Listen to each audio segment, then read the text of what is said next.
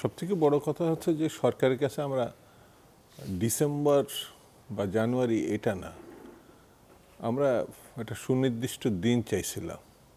মাস আর বছর এটা ঠিক করা যেত, কিন্তু সেই দিনটা মানে এত জনসমর্থিত একটি সরকার বলতে ব্যর্থ হয়েছে। মানে যেমন ধরেন একটা বিয়ে যেতে কন্যার পাত্রকে বিয়ে দিতে হয়, তাহলে ফেব্রুয়ারি মাসে দেবো বলে কোনো কাউকে দাওয়াত দেওয়া যায় না। 1 ফেব্রুয়ারি বা 20 ফেব্রুয়ারি এভাবে একটা সুনির্দিষ্ট দিন করতে হয়, যে কোনো কাজের একটা সময় নির্ধারণ করতে হয়। তো এই সরকার পারে নাই আমার কাছে। মানে এখন যদি বলা হয় যে 31শে ডিসেম্বর নির্বাচন হবে, তাহলে কি সমস্যাটা চুকে যায়? তাহলে অন্যান্য রাজনৈতিক দল এবং সংগঠন যারা আছে তারা তাদের মতো করে কাজ করত। হ্যাঁ, কিন্তু এই সরকার এই বছরের শেষে আগামী বছরের প্রথমে আবার তার প্রেস সচিব বলছে যদি আরেকটু ভালো করে করতে হয় তাহলে মানে পরের বছরে 26-এর জুনে গিয়ে হতে পারে। মানে উনি মানে সরকারের মুখপত্র হয়েছেন। এতগুলো লোক থাকে, আমাদের সেই কি বলে একজন আছে না, ওনার সহকারী ছিলেন, পরে এখন আবার উপদেষ্টা হয়েছেন, মাস্টার মাইন্ড, তাকে দিয়ে বলা। হ্যাঁ, সেও তো সরকারের একজন উপদেষ্টা, মাস্টার মাইন্ডও বলতে পারতো। কিন্তু যাকে দিয়ে করানো হয়েছে এটা ঠিক মানে দায়িত্বশীলতার মধ্যে পড়ে বলে আমার কাছে মনে হয়নি, এবং তিনিও সুনির্দিষ্টকরণ করতে পারে না।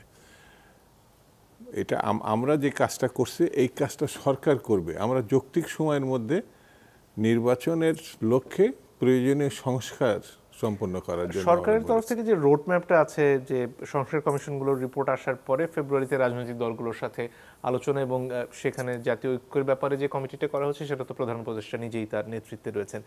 এই যে প্রক্রিয়ার মাধ্যমে আসলে নির্বাচনের তারিখ এবং কতটুকু সংস্কার তারা করবেন সেটা ঠিক করতে চাচ্ছেন, এটাতে সমস্যাটা আসলে কোথায়? কোনো জায়গায় সমস্যা নেই, সমস্যা হচ্ছে মানসিক। আমার কাছে যেটা মনে হচ্ছে সরকারের বিবেচনাতে সরকার প্রধান হিসেবে তিনি ব্যাখ্যা করবেন, তিনি দিন দেবেন, তিনি বলবেন, এই কথা অন্যান্য সবাই বলেছেন। সেনাবাহিনী যখন বলেছেন, মিস্টার আসিফ নজরুল সাহেব যখন বলেছেন, তখন এই প্রসঙ্গগুলো আসছে। এমনকি শিক্ষা উপদেষ্টাও ব্যক্তিগত প্রসঙ্গ কথা বলে তিনিও একটা সময়ের কথা বলেছেন। আমার কাছে সেটা বড় কথা মনে হয়নি, যেটি ডক্টর মোহাম্মদ ইউনূস সাহেব দেশবাসী না, সে বিশ্ববাসী তাকে একটা মনীষীতুল্য একজন ব্যক্তি মনে করে। আমরা তার প্রতি আমাদের একটা আস্থা আছে, বিশ্বাস আছে, শ্রদ্ধা আছে, এবং আমার ধারণা, এটা আমার ব্যক্তিগত ধারণা, দলগত বল, তার হাত দিয়ে একটি ভালো নির্বাচন হবে এটা আমরা মনে করি, দেশবাসী মনে করে। কিন্তু ইদানিং কেন যেন মনে হচ্ছেন তিনি একটু আড়ালে চলে গেছেন, মানে এই ইলেকশন, এই নির্বাচন, এইসব প্রসঙ্গ নিয়ে।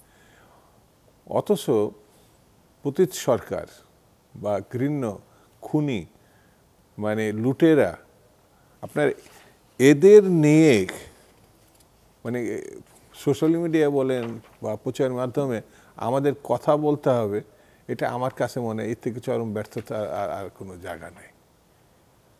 আরে খুন মানে এটা সীমাহীন তো লুটপাট, সীমাহীন খুন, গণহত্যা। মানে এই দলটা তো দল নেই এখন, এর যে ফ্যাসিস্ট স্বৈরাচারী মানে পুরা দল, পুরা কর্মী। এই যে একজনের কথা উল্লেখ করলেন, চেয়ারম্যান নাকি একজন ইউনিয়ন পর্যায়ে, সে যেটা ভাবতে পারছে তার দলের নেতা সেটা ভাবতে পারছে না। ওই পরিস্থিতি তো আসে না এখন।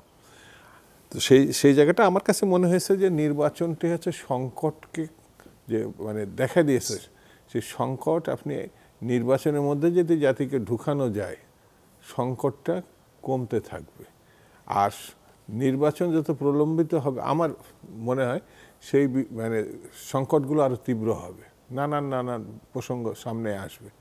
তো এর বিকল্প হিসাবে আর কিছু আছে বলে নির্বাচনে কোনো বিকল্প আছে বলে আমার কাছে আপাতত মনে হয় না।